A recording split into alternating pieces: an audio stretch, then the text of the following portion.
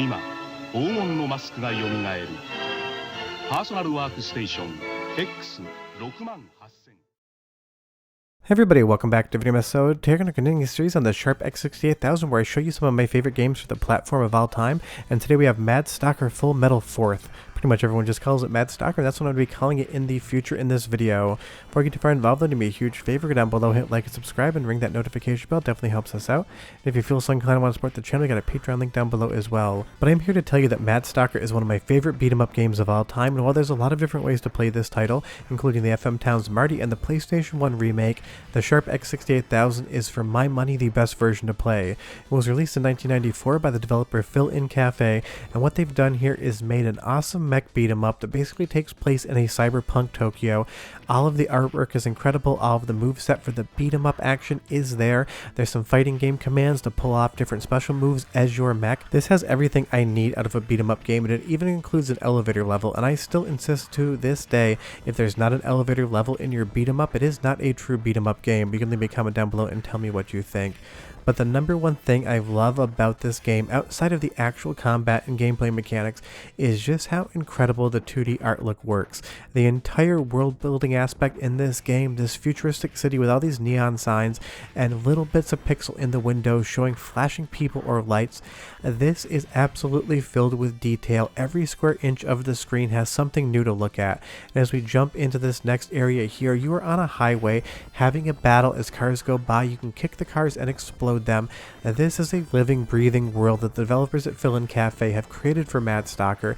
You get all of this parallax scrolling in the depth in the background, all of the skyrise buildings.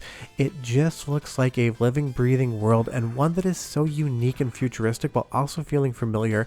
It makes me happy just to watch this game in motion. And because it is attached to an absolutely A-tier beat-em-up, you're getting the best of both worlds. And when I give you that soundtrack sample, trust me, that's going to be the third piece of the puzzle, making this one of my favorite games of all time on the X68000. And the great thing is that combat is absolutely sound. You have different move inputs, and you have even different size enemies. These little guys here are not going to do much damage to you, but you actually have to crouch down and hit them because they're going to be very difficult to actually get a hold of. They're kind of like the flea men in Castlevania, except in a futuristic mech beat 'em up.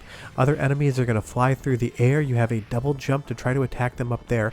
There's so much versatility in how you actually approach this game. The number one thing you just need to remember is to have fun, and these boss battles are epic as well. This gigantic tank that comes in is so well animated, so artistically fun to look at, and when you have that gigantic glowing skyline in the background, the sum of the parts of this game is just pure spectacle. You are absolutely in awe of what you're looking at back in 1994, and I still think today this game is absolutely gorgeous in motion and so much fun to play. And while, like I said, it was basically remade for the PlayStation 1, and that is mechanically a very fun version, it loses a bit of the charm as far as the pixel art is concerned. If you're going to play Mad Stalker, I can't recommend enough, play the X68000 version. I've also played this on the FM Towns Marty, which I own, but I will say that the graphics are slightly downgraded from the X68000 version. This is definitely, in my opinion, the quintessential way to play it, but leave me a comment down below and tell me if you played the PlayStation 1 version.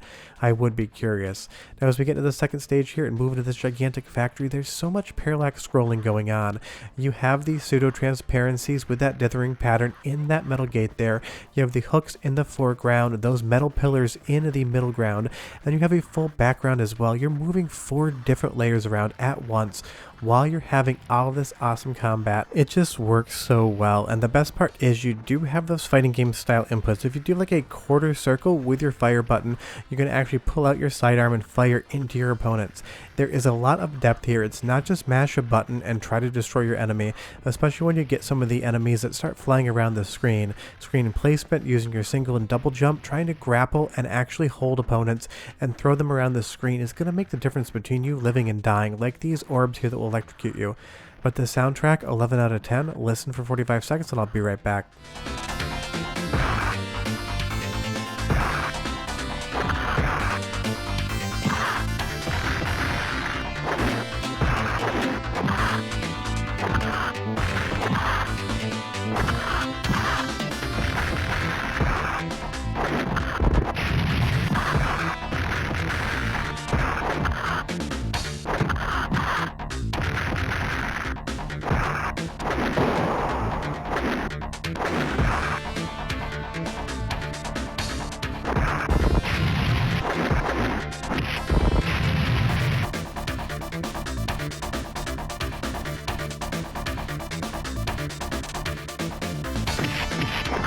It's just a great soundtrack. It reminds me of 80s action movies, mostly Beverly Hills Cop for some strange reason, with a futuristic vibe to it.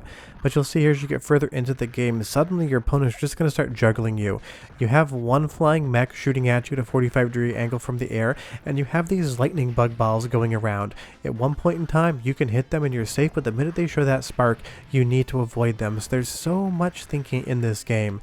It is way deeper than your average beat 'em up, and that's what I really love about it, because as much as I do love a good arcade beat 'em up or otherwise, sometimes you feel like towards the end of the game you've just been mashing the same few buttons over and over again trying to read your enemy's pattern.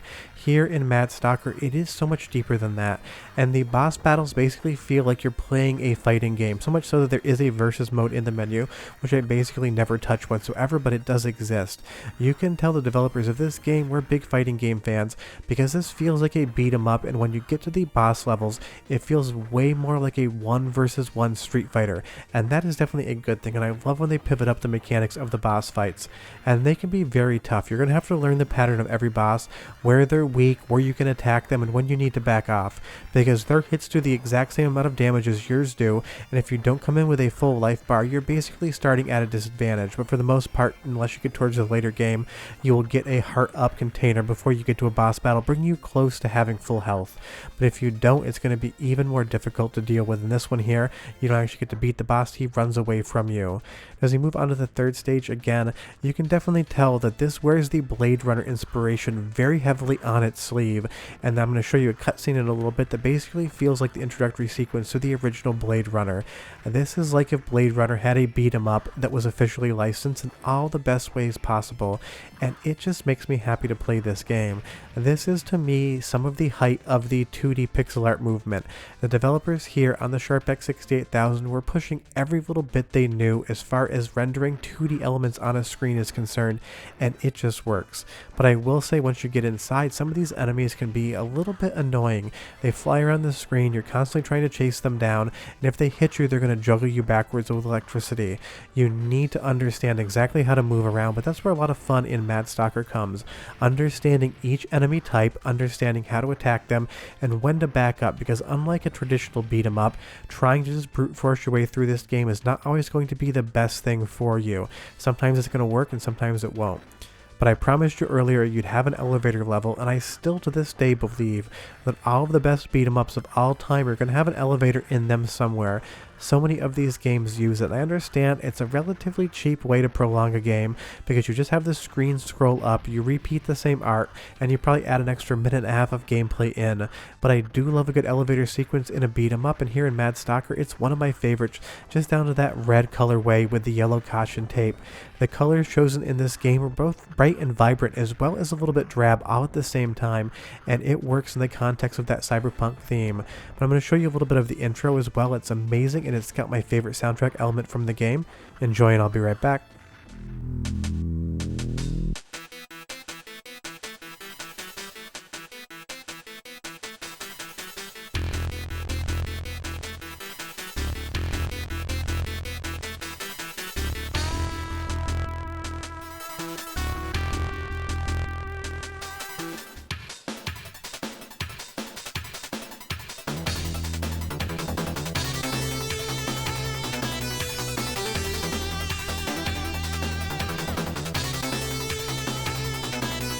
Not only is that just incredible music, but the entire opening sequence is just so stylistically sound, and that's what really makes me gravitate towards this game. There's plenty of amazing beat 'em ups in the world, night slashers, stuff like Splatterhouse, Streets of Rage, all have extremely good gameplay, and they are some of my favorite games of all time, but Mad Stalker just has the vibes that do it for me. This futuristic cyberpunk city with that Blade Runner aesthetic, kind of like a Neo Tokyo, and a little Police Knots mixed in there as well with Snatcher.